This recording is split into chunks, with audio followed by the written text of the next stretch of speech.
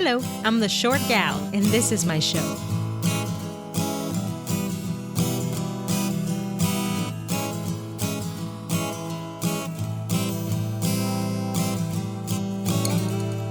This show is not just for short gals. That's right, I'm talking to you fellas. The idea for the title is to use it as a metaphor, as I see being short a disadvantage in the society I live in. But this podcast is not about the vertically challenged. It's about conversations, and sometimes monologues, on how people have been able to overcome challenges. It's about society, leadership, and advice. Episode 6. Interview with Pilar Ortiz. Change, Reinvention, Entrepreneurship, and Personal Growth. Pilar is a successful bilingual, Spanish and English, international TV host, spokesperson, and speaker. She is interactive, fun, and versatile with the audience. As an experienced journalist, she has left her mark as news director and anchor for Univision, participation in Telemundo and CNN Latino. Also, she has been chosen to co-host the Voices of Experience for the National Speakers Association. She is the first Hispanic female to be hosting the podcast for the NSA. Her 25 years of expertise includes working with many clients as spokesperson, video talent, and interviewer. She is a former president of the Hispanic Professional Women's Association, a mentor of up-and-coming leaders, and a member of the National Speakers Association. As a speaker, she delivers keynotes, workshops, and trainings. As a presentation skills and media and video coach, she has helped hundreds of executives, professional speakers, and entrepreneurs build confidence and enhance their strengths to succeed to the fullest potential in front of a live audience, a microphone, or a camera. She is originally from Colombia, and I'm proud to call her my friend. So hello again, and now that I've told you a little bit about Pilar, let me introduce you to our guest. And Pilar, how are you? Hello, Fabiana. I'm doing wonderful. Thank you. Super happy to be here. Wonderful. Well, Pilar and I met at the Hispanic Professional Women's Association here in Tampa, and she has been a great source of knowledge and inspiration to me. She is a huge influencer here in the Tampa Bay area and beyond, and she is well respected in the community. I personally think of Pilar as my top choice of a guest for my podcast here in the Tampa Bay area because of her wisdom and her generosity in sharing ideas. Of course, her generosity with her time. So again, welcome to the Short Gal Show. Thank you and congratulations. I'm very, very happy to see that you have your podcast. Congratulations on all those downloads. And I'm sure you are going to be impacting a lot of lives through your podcast with your guests and with your knowledge. So thank you, Fabiana. I appreciate that, Pilar. And let's get this started. On your path to becoming an entrepreneur and coach and speaker, which you are right now, you had to face some what I call abrupt change, something that turned your life upside down. So I'd like you to tell us a little bit more about that. Awesome. Yes, absolutely. And I call them opportunities, even if in the moment we don't see them, they are definitely. My background, as you mentioned before, is in broadcasting.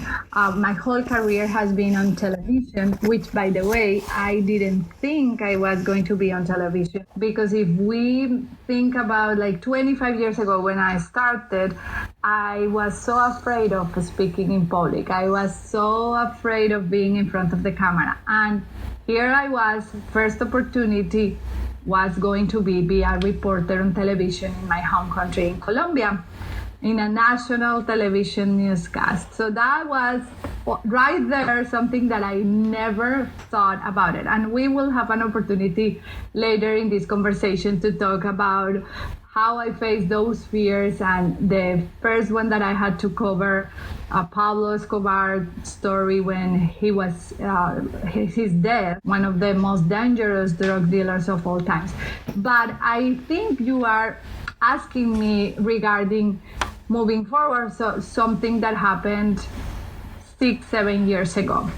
I moved to the States after a very successful career in Colombia. I moved to the United States in 1998 and I started working at Univision as an anchor and news director in the local station at Univision.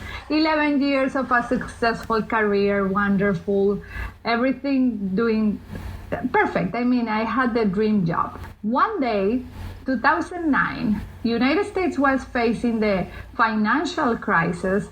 And I went to my office, just a regular day, and imagine this. My boss had a meeting with me and she gave me 3 empty boxes. Thank you for your services. Please pack your office of 11 years here, basically. And that was the moment of truth, because I never thought about being an entrepreneur, a business person, not even in this at that moment, of course, but I was laid off. So I took my belongings and I faced this new reality that day, January 9, 2009. So what were the immediate steps that you took? Well, of course you were in shock, but immediately did you go on a sabbatical to try to rethink your life, or what did you do next? I love your question, and I wish I could say yes, I was able to rethink my life, but that's not how it happened. So here is the perspective. The very same day, I was like, holy cow, oh my gosh, what am I going to do? We have to pay bills and this and that and that. And you are going to laugh, because when I got home, the first reaction, and we never know what is going to happen with our brain, it was to lose every single light bulb in my house because I panicked that I had to pay the bills and I wasn't going to have enough money. And then like 10 minutes later, I look at the lamp, I look at the ceiling, and I'm like, Pilar, this is not going to work. And you are going to be all right. You have the money to pay. So I put them back but that was the first reaction, and we never know. So, but here is what happened. So at the moment, you don't really think step by step what is what I'm going to do. But here is looking back what I can give as an advice. First of all, don't panic. It will be all right. Check in with yourself. This is happening for a reason. At the moment, we don't understand it, but trust that this is going to happen. So that first day, I cried. I was in shock. But then very, very soon, actually not the whole day, very soon, a couple of hours, I'm like, okay, Pilar, Univision is not going to pay for your bills. This is your new reality. This is something different that you have to do. Who do you know? And that was the second day. Who do you know? Who can you call? What are your connections? Because one thing is true. My circumstances were changing, but I had the knowledge, I had the experience, I had the contacts, I had the everything that I have learned during those 11 years, and nobody was going to take that away from me. So I contacted some friends, I let them know what happened, and I was open to suggestions. Second thing that I learned, be open to new possibilities. At that moment, I didn't know what I was going to do. I started putting together a resume that I didn't have in like 15 years, but I put it together. I went to networkings, and I thought I needed a job in another television station. And week by week, I started getting some phone calls, and yes, a position in Chicago, this in California. I had some opportunity here and there, but it was all reporting, and I was already anchoring and being news director. So that wasn't something that I wanted, and I didn't want the cold weather either. And my husband had his job here. So different reasons I didn't want to move from Florida. But I was open to opportunities. So one friend of mine told me, you should have your own business. And I'm like, no, I don't. What business? I need a TV station. Listening to him, and this is very important, opened a new perspective that I never saw in my whole career, because I had been an employee all my life. So my first reaction was like, no, what are you talking about? And then I thought, like, hold on, what did you say? How that will be? And I asked a lot of questions, and then I realized maybe he's right, and he was seeing something that I wasn't seeing in myself. You know how many times people believe in you before you believe in yourself? So I was open to that. That was very, very helpful. And the third one, trust the process. I didn't know when it was going to happen. I didn't know how I was going to do it. I looked for a job for about 9 months. It was hard. I had a lot of financial challenges because of the change. Imagine, I mean, I had a good salary and one day suddenly nothing, and I had my home and my car, all that stuff. But the focus was in who is going to do it, not how, not when. No, do not worry about that. Who? So I started worrying about me. Who do I need to be in order to do and to be what I want? So I can tell you, Fabiana, that never before I had attended so many professional development conferences, books, read books, attended different conventions, seminars, workshops, because before that my mentality was, if the company doesn't pay for that, I'm not gonna go. Pretty much it's a mentality of convenience and comfort zone and something related to your job. But here I was learning more about me, and that's what the magic happens. 1 year later, I opened my company. That's great. And thank you for giving us some insight on your inner dialogue at that time, because in times of change, you know, that's what are the things that we believe, what are the things that we are telling ourselves. And it's great that you changed your mindset. But with a change of mindset, I'm sure you changed your routine. What changed in your routine, in your daily activities that helped you move towards entrepreneurship? Yes, I changed a lot of things because I am a great believer in what you do every single day is going to impact how you make decisions, how you act in life, how do you feel. I have been always a very positive person. I had an amazing career. So this is not a story of, oh my goodness, I was down here, terrible. I didn't know what to do with myself and suddenly I'm here. No, this is a story of a person that was successful, happy, passionate about her job, very focused in every opportunity. Since I was very young, positive attitude. I always see the good things. I like to work with strengths in my team. I put together the whole news team. This was a change of reality, but the person was the same person. Mm-hmm. How did I grow? Because that's very important. A lot of times we hear people and sometimes we don't relate because it's like, well, it looks like they really touched something very down deep. Mm-hmm. And then they are coming out of that. But I felt that's not my life. That is not what happened to me. So the change in my mindset was, first of all, believing that I could have a business instead of just a job. That was huge. That I had opportunities that I wasn't tapping into before because I didn't need to. And this is where, yes, you face a different challenge and you become resourceful because I had them, but I didn't need them. I was doing the news. I built the news team together, but there was so much more there that Pilar had that wasn't using.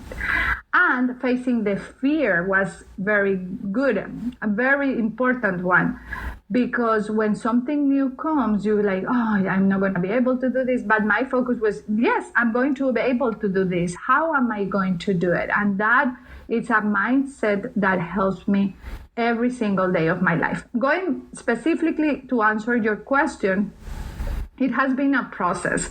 Right now, I start my day with a meditation every day. I read very valuable material, part in business, part in professional development. I do affirmations. I surround myself with positive people, with people that are always growing, that want to do better. If I see negative people in my surroundings, they are not part of my circle, and I just distance myself. So now these days, I can tell you that I'm checking in with myself very often. I practice mindfulness and being in alignment with what I want. How do I feel? Who am I? Mm-hmm. And 99% of the time, or 100% of the time, the answers are there. in their feelings. And I know if this is going to be a good decision for my business, if this is going to be a client that I want to work with, if I feel good with this decision. And when I feel that it's not very good, I ask a couple of questions to see why am I feeling that way and what can I do. Becoming an entrepreneur has been very rewarding for me, and I wouldn't go back. As a matter of fact, 2 or 3 years ago, Univision called me back to offer me a position as a news director in one of their stations, and I'm like, no, thank you. And no, thank you from a place of I am doing wonderful. I don't want to go back. Not from a place of forget it. No, because that's something else. Oh, by the way, let me just mention that being appreciated for what you have received is very important for me. Now these days, after all these years, 2009 to 2017, sometimes people is like, Pilar, you already forgave them this. It was terrible. Do you talk to them? And I'm like, what are you talking about? Oh, Univision, what they did to you after all those years. And I'm like, that's a very limited mindset. Right. I didn't have anything to forgive them. I had a wonderful 11 years of experience. This was a business decision. I don't take things personal. This is not about me. I didn't do anything wrong. They didn't want to do it for me just because. They closed the whole news department, what I was going to do. So being very thankful, and I appreciate them. Actually, today I thank them, and they're my friends. I have done work with them, and I see them all the time in different places. The point, don't live in the past. I wasn't longer the news anchor of Univision. Move to the next step. That was a wonderful experience. Now I was becoming something else, something different, and even better. Let's go step by step, and let's talk a little bit about the pains and challenges of becoming an entrepreneur after being employed for so many years. So let's go with that. And as part of your answer, whenever you think it's appropriate, give me the cues and the keys that actually that you changed in your mindset that have helped you with something specific as part of starting your own business. So let's go ahead and talk about more about the practical side of entrepreneurship. Okay, perfect.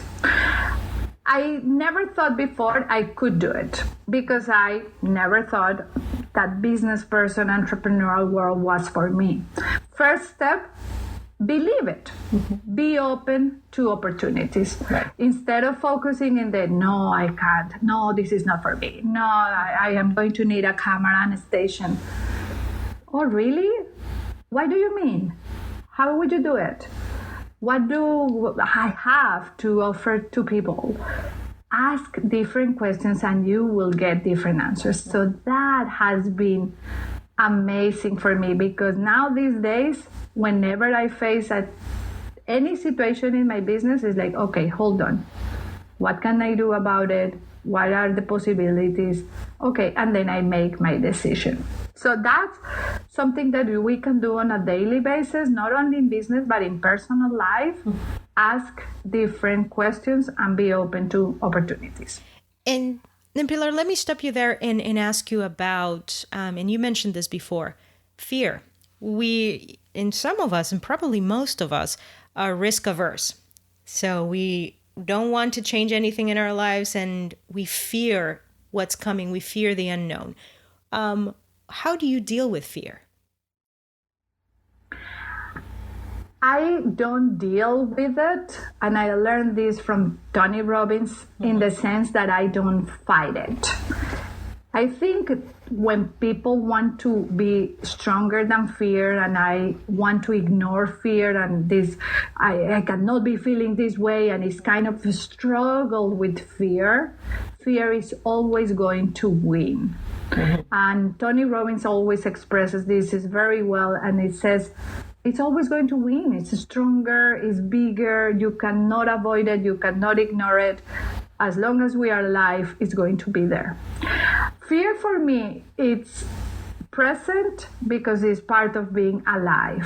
And if you are feeling fear, let's recognize why is this fear? What type of fear? And he says, dance with the fear, because once you recognize that and you start dancing with the fear, and here you can imagine you dancing with the fear, it's going to be there, but you are not fighting it. So it's not going to win. It's going to go with you. So when I feel fear, I know that I'm about to grow, that I'm about to do something that is out of my comfort zone. But instead of panicking, I face the fear asking myself, why am I feeling this way? What is the fear? Why?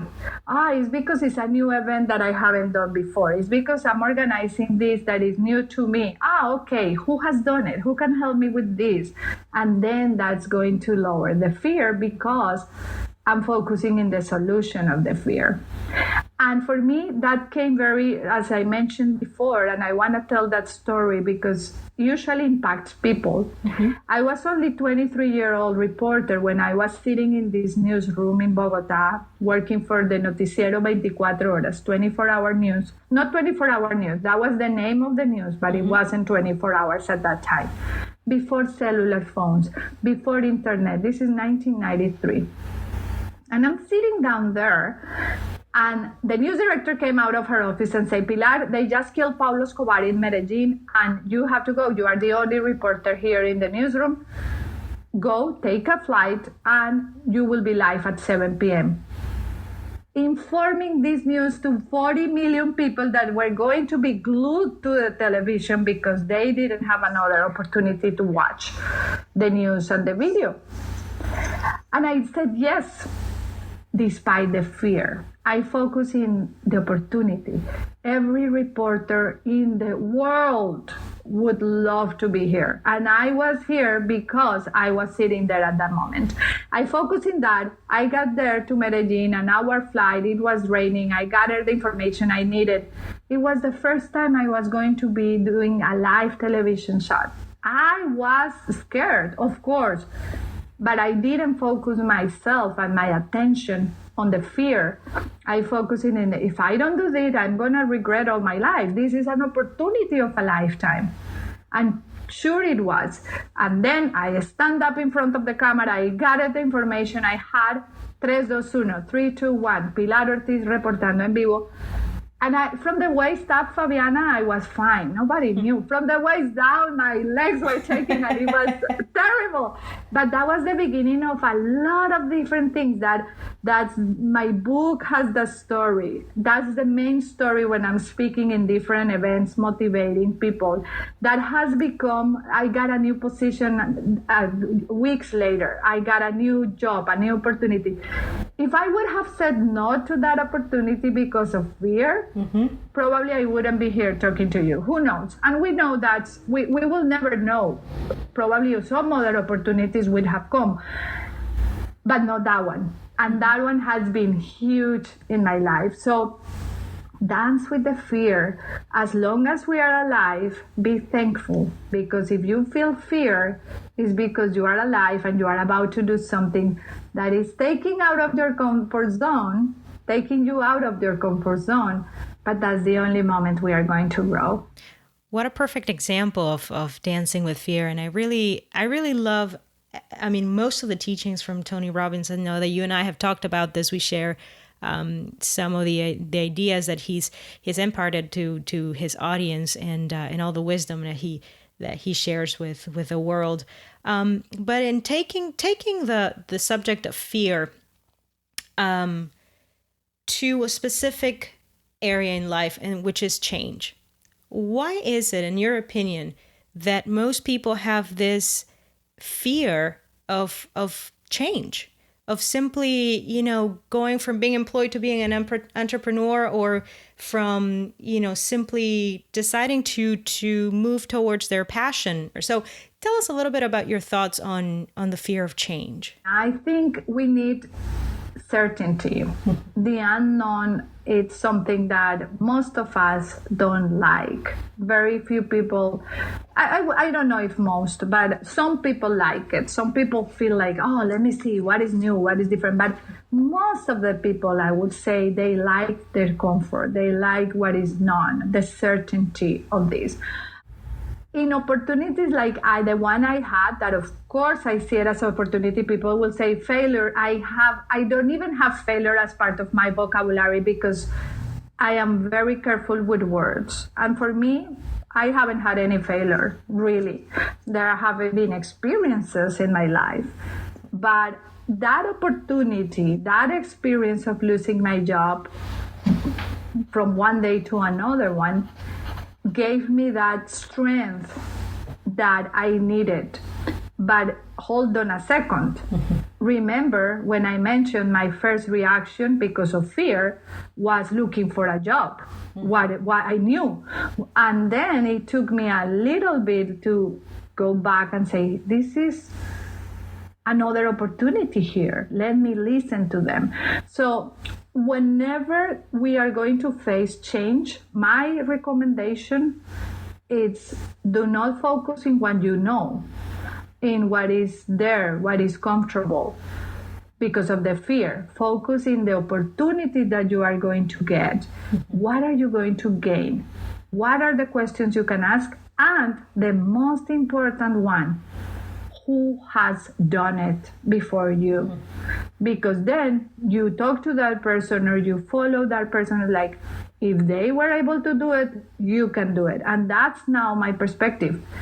I face a lot of challenges as an entrepreneur. I feel sometimes alone and I don't know a lot of things in the business world. And then I go and like, oh, okay, who do I know that knows finances? And I talk to that person. And I delegate or I learn or I hire, whatever it is. We feel fear from the unknown and the change even more when we focus in the no, I can't, I don't know how to do it. How am I going to do it? Don't worry about that. Change gears. Focus in the solution, in the possibilities, in who has done it. Because this is the truth. What is very difficult for you is very easy for someone. For me, speaking in public is easy. Being in front of a camera is easy. I can be there and I record a 30-minute video in one take without making a mistake. For my clients, that's very difficult. I help them step by step to do it and to build that confidence. So they have fear of that, and I am there to help them. For me, numbers used to be fear. I'm like, oh, what am I going to do? QuickBooks and invoices and money and revenue and this and that. I'm like, hold on. Who knows about this? And I reach out to that person that is taking care of that part of my business. So my fear, it was because I wanted to do it myself. And that's not always the case. No, I strongly believe in delegating the things that are not necessarily our forte, and that frees up time also, and that's the most valuable thing. Who's done it before and who can do it better than I can, and save me the time so that I can focus on what I know and what I call my superpower. What is it that I actually know how to do really well, that I enjoy doing, and just leave the rest to the person who enjoys doing that. So that's great. And you touched on something that I also want to point out here, and it's failure. How important it is to change your mindset from there's no such thing as failures. And I heard this not too long ago, but there are results. So sometimes it's not the result that you were expecting, but it doesn't mean that it was failure. It was just simply something different. So change your strategy and keep moving on. So that's an important point that you raised today. I'd like to ask you now about reinvention. And I take this from your experience as an anchor woman from the news director, to now taking a little bit of a 180 turn and becoming a speaker, an entrepreneur.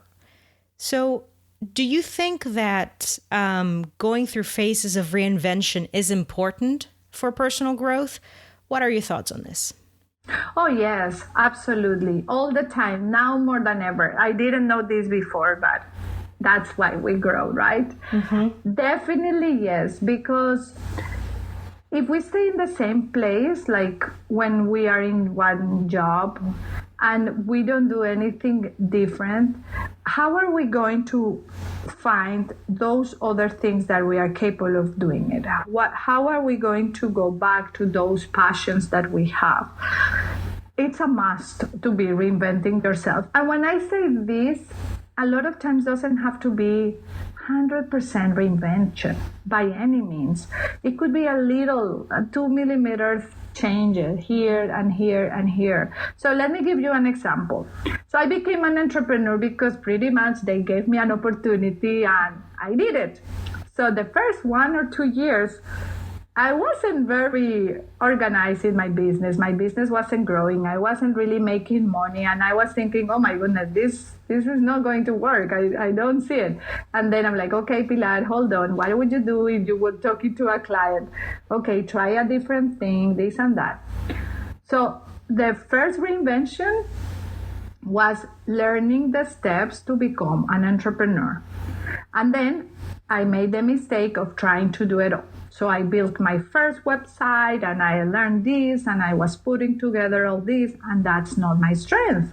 So I was losing time, wasting time and opportunities to make more money because I was focusing in these little projects that were not my forte. Reinvention. Find the people and be okay that the people are going to do it different from you. That's very important. Because if you want to control it and no, this is not the way, you are not going to go far. Imperfect action for me has been an amazing part of my whole life and especially in my career. You adjust, but take action. Imperfect action, but move. Because if you are waiting to write a book, if you are waiting for that to be perfect, you wouldn't do it. Like you launched your podcast, it's going to be better and better every time, but you did it. So that's awesome. That's another reinvention right there. After 3 years in my business, I had to reinvent it again because I was serving so many people. I wanted to say yes to everyone. I wanted to help everyone. I still want to help everyone, but this is my point. I was charging very little and I wasn't really being smart as business person. So I had to reinvent myself again and think, okay, who do I want to work with? How am I going to do the packages? How am I going to serve the public? So that was another reinvention. So my point is the reinvention doesn't have to be, I'm going to become tomorrow an actress in my case, like I don't have any desire. No, or even if I have the desire of become something, it doesn't mean that reinvention. Sometimes it's little reinventions. Right now, I'm in another reinvention. I'm doing live events. I have retreats here in Clearwater where people come to participate in the retreats. And I launch an online program. So I'm serving people around the world. If you are listening to this and you are in Dubai or in Argentina or in Australia, you can access my program now online because my new reinvention is I want to grow. I want to help as many people as possible. My time is limited to do it one-on-one. How am I going to do it? With an online program. So I have an 8-week program that people can do online on their own, or if they want to participate with us in the group coaching, that's also an opportunity. So that's another reinvention. So you see how we can think in reinventing ourselves every single day. For me, this is not a decision like, okay, I reinvented myself and this is it. For me, it's a daily decision. And it's not only one decision. Many decisions through the day are going to take us closer to be happy, be successful, be free. depending on your lifestyle, depending on what you want. Every single person that is listening right now is in a different place. For some people is traveling, for some people is money, for some people, for me, it's a state of, for me, health is the most important part, and that's something that we can talk, if you want to talk about that, the mindset, the losing weight. For me, feeling good, being happy in the moment, it's number one. Mm-hmm. And I do my business, I have my marriage, I have my family, I travel, I enjoy always adjusting to that reinvention. Am I living the lifestyle that I want? I'm getting closer, or I'm getting, oh, okay, oh no, hold on. Let me switch here, let me reinvent. And I'm building that I want for my future, reinventing every single day. Reading something different, talking to different people. And the more important part, that has to go with mindset, believe in yourself. Whatever is what you want to do, you can do it. How true is that? Sometimes we take that for granted, and that's, we believe in everything else but ourselves. And it's a great first step to begin by saying, I know that I can do this. I am as intelligent as every high performer in this world, and I can do this. And you did talk about actually my next question to you, which is, you seem to have achieved that work-life balance, and partly because you've taken some steps to do that. First of all, you've taken control of your calendar, which is important, and have stopped thinking about being busy as, the big prize. Now, being busy just for being busy is not, necessarily something that is positive. So if you can talk to us a little bit about the steps that you've taken to become, to achieve your goals, to become the person that you are today, and health is one of them, as you mentioned. So tell us about that. Yes, health is very important. 8 months ago, I had this back pain, Fabiana, that I was going to get out of my car and I couldn't. I was crying and my leg wasn't responding, and I'm like, oh my gosh. And my husband is like, how can I help? And I'm like, you cannot help, just give me a moment. Mm-hmm. And I'm trying to get out of the car. I'm like, what is wrong here? So I went to do some exams, and yes, I have a herniated disc on my spine. So that is there. And I was a little overweight, and don't even think that I was super obese or overweight. And this is what really caught my attention. I was a little overweight in my thinking, right? Because size is maybe 12, sometimes 10, 12. So it's not like I'm saying size 18. But I'm thinking, okay, hold on. If my back is hurting, what can I do today to avoid something worse in the future? Because I had the situation with friends, one friend specifically that was pretty much sleeping on the floor because she couldn't take her back pain. Mm-hmm. So that was my first checking. Instead of the doctors, exams, medicines, I didn't want to go that route. Like, what can I do? And that's always my first question. Who do I need to be? What can I do first? What is in my power? And I knew, okay, if I lose some weight, I didn't know if that was going to take the pain away, but I'm sure it's going to relieve something, is going to help. And I did.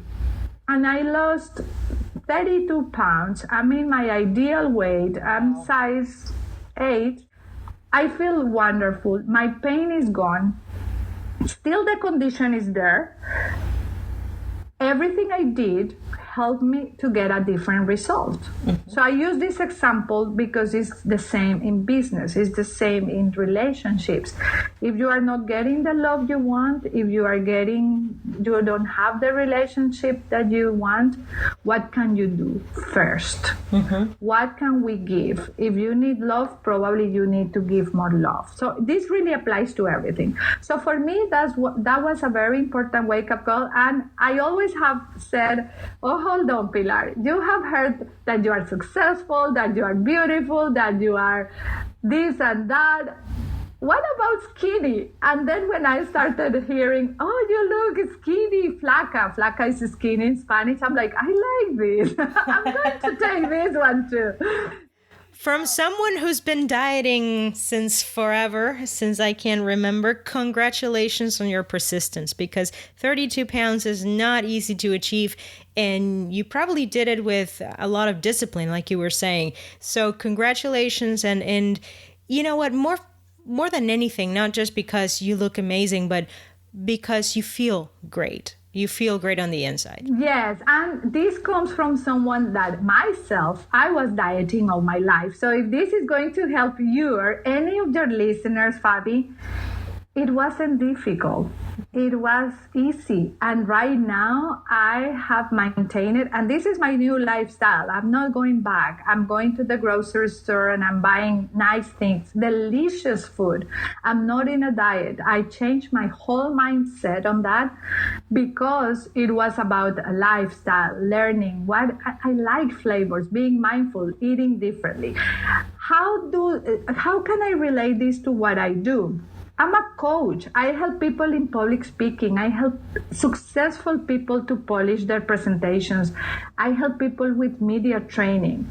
And if you see, like, is she going to become a health coach? Of course not. The whole point is whatever you want in life, we can do it. Mm-hmm. And it doesn't have to be difficult. That was my first change. Every time I was dieting, I was focusing in that, when is this going to be over so I can have that brownie? Right now, I'm not thinking that way. I'm thinking I don't want sugar because I like the way I feel without sugar. The whole point, because I know we're not talking about health and that's not my expertise, it's just my experience. What do you want to do with your life? What do you want to do with your goals, with your business? You can do it. You can do it. Everything starts with your thoughts. Mm-hmm. So my invitation is always, what are you thinking? What are you reading? What are you saying? And I love the book, The 4 Agreements. Is one of my super books that I always recommend. Los 4 Acuerdos, the 4 Agreements. Do not take anything personal. Do not assume anything. The power of the word. And do the best you can every single day. And if we do that, as we move forward, we are going to be able to lose weight, to have money, to impact lives, and to be happy. For me, it's being in that place of checking in daily. And this doesn't mean I don't have disappointments. A couple of days ago, I had a huge disappointment with one of my clients. I took the time, I took a deep breath, I counted, I waited. I wasn't ready to have the conversation in that very moment. I waited a couple of hours to make the phone call, and then I felt good from a place of what do I really want? Mm-hmm. And that changed the whole thing. If I would have reacted in the moment, that would have been a different story, and it's not me. That's very, very important. Every single day as we move to get what we want, because we can get it, absolutely. But you mentioned something about the calendar. For me, I'm very active. I go from here to there. I do a lot of things. I can change 2 or 3 times a day to go to one event. How do I do it? I change the way of presenting my calendar. And this is a tip that I want to share with everyone, because I was helping everybody and I wanted to say yes, yes, yes, yes, yes. And then I'm like, oh my gosh, at what time am I going to work? What am I going to do? And then I felt guilty if the person was going to say, oh, you didn't have time to do me a favor or to listen to my idea. But now that I'm telling you that I want to hire you for half a day to work with me online in my presentation skills, you say yes. And I felt guilty. I felt like this is not right. I'm going to say yes if they are going to pay me, and I'm going to say no if they are not going to pay me. So something was not aligned. And I'm like, I need to figure this out. So I had my coach. I always believe in hiring a coach to keep growing. And he told me, this is the solution. You manage your calendar 80-20. You are going to say, yes, of course, I can do this. I'm going to have time to do the podcast. And I'm going to put it on the calendar. And this is my availability. I divide my calendar for my clients, for my work, and for other things. So what means is you are not going to have availability for everyone and for everything right now. You are going to open some spaces for things that are going to show up. And then you have 80% of your calendar for you. And this includes social. If I'm going to see a friend, I used to put lunch with friends every day. And I'm like, no, this is not working. So now if it's a social friend lunch or dinner, well, one or twice a week, and that's it. And then if you ask me to do it, I'm like, yeah, we have to do it in 2 weeks or 3 weeks because I cannot fill my calendar with social every single day. And it works perfectly because it's aligned, it feels good. It's not I'm saying no, I'm saying, yeah, you just have to wait a little bit more. And that feels very good.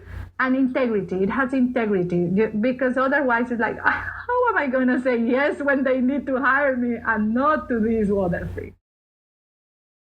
And it's the power of being able to say no. But there's an art to saying no. We certainly can't please everybody. And so I think that you've mastered that in the sense that you offer solutions too for those that you actually have to turn down. So actually tell me what's your best technique to say no. Yes, I love that. There are several techniques. The first one, you just said it right there. Saying no with a solution. So would you like to be part of our board of directors? Do not say no, because the word no is going to be taken as a defensive mode. So don't say no. Say like, oh, thank you very much for thinking of me. What does it take? Oh, this is going to be once a month. We meet and here and here and here. And then you just go to that place and I really appreciate you thinking of me. Right now, I'm serving in 2 board of directors, and I made a commitment to myself to do not overbook, and I only serve in 2 boards at the same time. Of course, this is if you are doing that, no? But if you are not doing that, I really appreciated you thinking of me. I made a commitment to my business to work for a full year, focusing in what I need to do to move it to the next level. So I'm going to say at this moment, thank you very much, maybe in the future. What about this person? So that's one way of saying it. The other way, when you are saying no, refer them to someone. Oh, my calendar is full and it looks like I'm not going to be able to do it this week. What about if you reach out to this person? They have a wonderful podcast and you can listen to that, or and you give an opportunity for them to do something. So they will have the solution. And the third way of saying it is practice it. Because the energy that you are going to put in the word is going to be felt. So if you say, no, I cannot do it, I don't have the money, it's not real. People are like, yeah, and then you end up probably buying something you don't want. But if you are very firm and you practice, and these are techniques in voice techniques, body language, how to use the words, how to say it, because we feel that energy. If you are clear with yourself and you don't really want to do it, you just say it very clear. Yeah. I thought about it and this is my decision. I really appreciate it. But at this point, I'm going to move in a different direction. And that's like, you didn't even say the word no. Did you see that I didn't even say the word no? Right. I just explained what I'm going to do. And sometimes we will say the word no. Just be okay with it. Don't say it from a place of fear or guilt or like, no, but I'm so sorry. I really wanted to help you.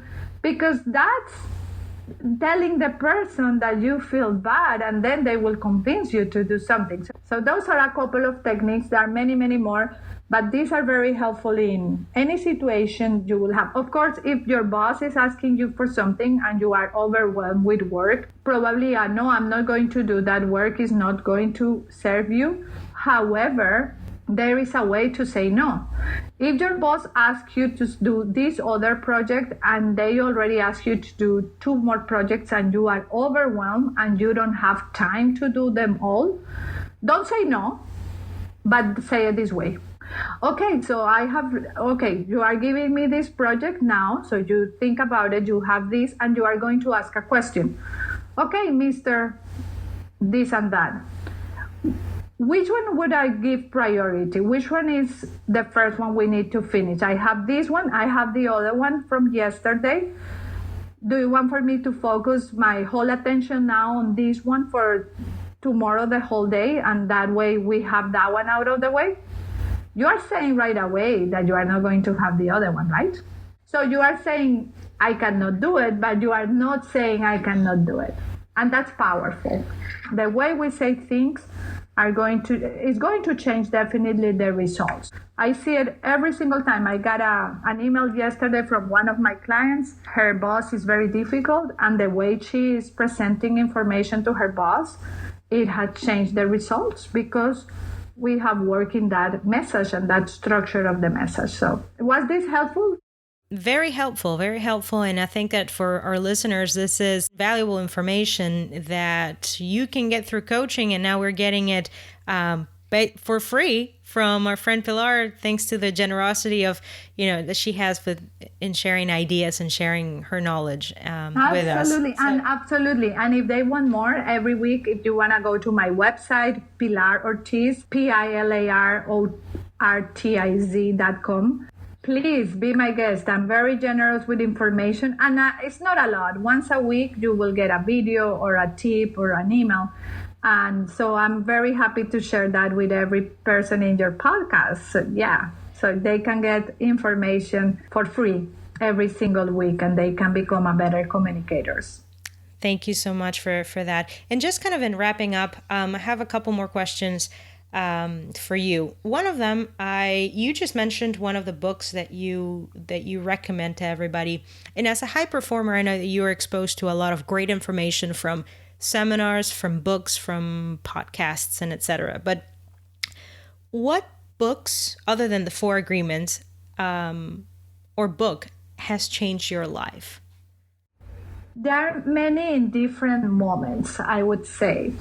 For example, in the business perspective, influence changed my whole perspective in my business, in how to be persuasive, influenced by Robert Cialdini, because it gave me the perspective of how you can influence people focusing in what specific areas of your life. So that one was huge.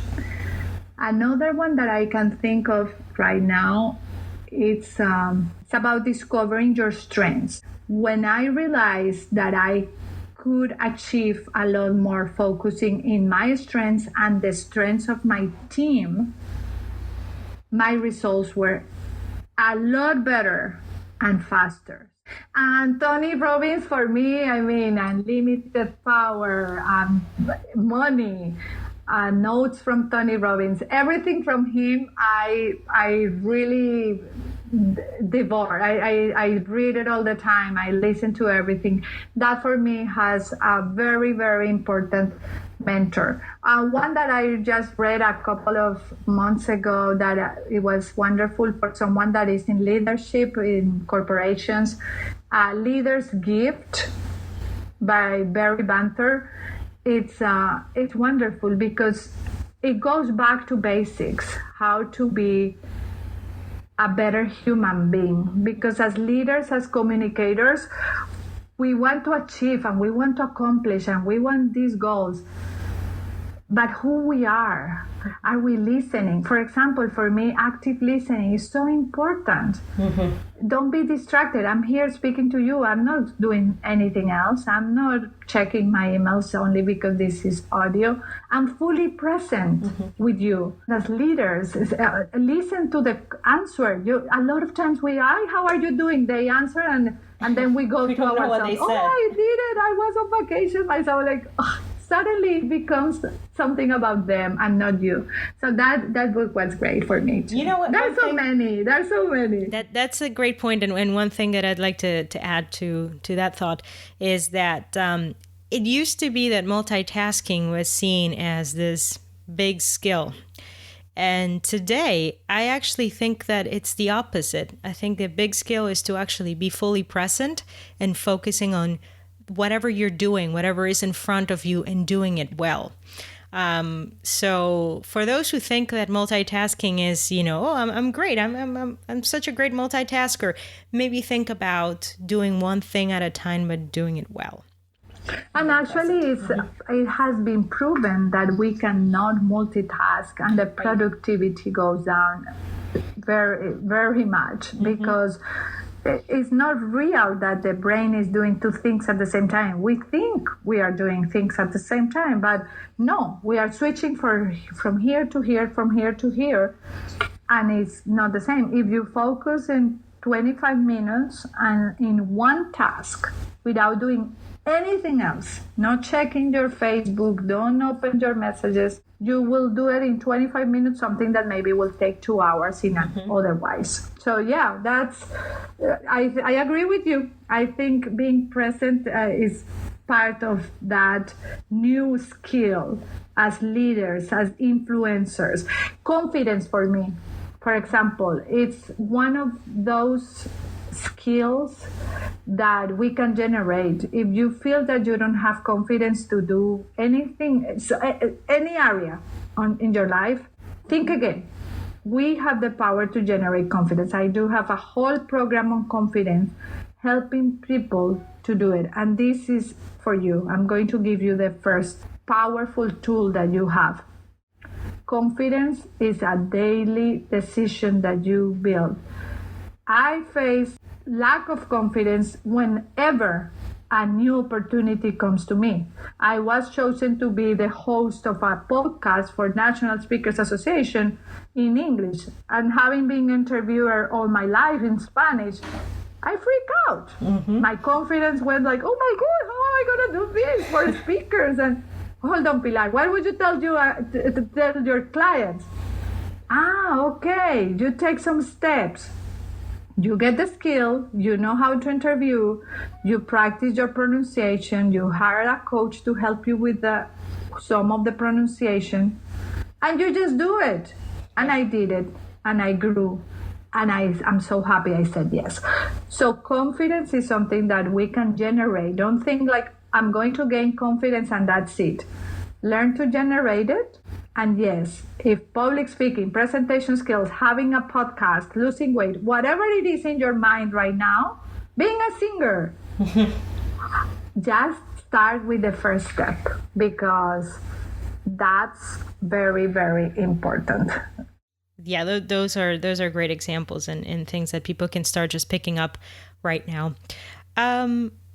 Just to kind of wrap it up a little bit, and all the things that we've talked about change, reinvention, entrepreneurship, personal growth, managing your calendar, and etc. I would like to know, if you could speak with your younger self, what would you tell yourself, say in your 20s, knowing what you know now? What would you tell young Pilar? Great question. I will tell her, it's going to be okay. Everything happens for a reason. You are amazing. You are wonderful. You are smart. And you are going to achieve anything you want in life. The one thing that is most important, don't believe every story that you have in your mind, because being an employee, working from 9 to 5, or it wasn't never my schedule, by the way, but being a good girl is not necessarily the way that you see it. We are a generation, at least I am a generation, I'm older than you, but I'm a generation, I'm 49 right now. I'm a generation that was raised by parents that didn't have any access to internet technology, to all these changes. And now it's a sandwich generation with our children that are born in this world of speed and technology and information, and everything is available for them. So we grew up without these tools, and now we live in a world with all these tools. So we are catching up, we are learning about it, and we want to do it, and we will do it. So what I will tell to that younger person is keep asking different questions, keep growing at every single level. Asking different questions will take you farther. That means changing your beliefs and changing what you learn. What you learn is not the only way. That was great, Pilar. There are times in my life when I wish I could speak to my younger self and tell her essentially what you just told yourself. It's going to be okay. And yeah, and enjoy the journey. For me, it has been an amazing journey. I have a wonderful, beautiful family. I'm very blessed, very fortunately, and never forget to appreciate what you have. Even in the moment of difficulties, be positive. Think about the blessings and the good things. Appreciate that. Don't take anything for granted. We all are alive, and that's beautiful. I see my life in perspective. Every single thing that I have achieved or I have overcome, it has been a lesson, and it has been great. And I wouldn't be the person I'm today if it wasn't for that. And I would like for you to give my listeners 5 tips, 5 just things that you go by, things that you live by, that you consider important and that would be great advice for everybody. So just quickly, 5 important things of a high performer such as yourself. I think it's a good summary of everything we have talked about today. Appreciation is the first one for me, being thankful. Mm-hmm. When you look around, I'm thankful for the palm tree that I'm seeing right now in front of my window. And when we are thankful, we cannot worry. So if something is worrying you, change your thought. Be thankful for something in your life, and then the worry is going to disappear. Second one, enjoy the journey. Enjoy the moment. You have everything right there. Third one, meditate. Check in with yourself. You have the answers. You have the wisdom. Do what it feels good to you. Not what the other person wants, but what it feels good to you. And I'm not saying not to listen to other people, but check in with yourself. Fourth one, it will say take the power back. You have the power, not the money, not the job, not the house, not the spouse, not the children. What do you want? Take the power back. That's confidence. That's becoming that higher self that you want. And number 5 will be believe in playing bigger. Everything that you are doing right now could impact somebody else. As we help others, we can think bigger and we can impact more people. So I used to think, this is it. This is the small business I want. I don't want anything else because I want to enjoy time at the beach with my husband. And when I changed that way of thinking, hold on, I can think bigger. I just need to go online and do my program in a different way and not working 7 days a week. Open yourself for opportunities, because when people achieve more, it's because they allow themselves to do more. Everything is possible. So you can get the money you want, the happiness you want, the relationship you want. The universe will answer to your request. So make sure you are asking the right questions and the right things. So those are 5 that just come to my mind in not a specific order. Those are some wonderful lessons, and I think anyone will appreciate all the information that you've shared with me and with everybody listening today. And those have been actionable items that anyone can take and first steps that anyone can take to just get them a little bit closer to where they want to be. So I thank you. I really appreciate you taking the time and reserving and booking this hour, or allowing me to book this hour with you, to share all of this information that I think is going to change someone's life.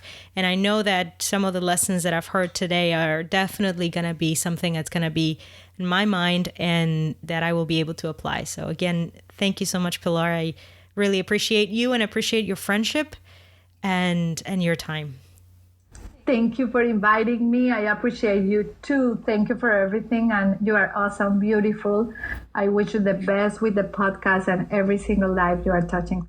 And tell us, just to end, how can people get in touch with you on social media?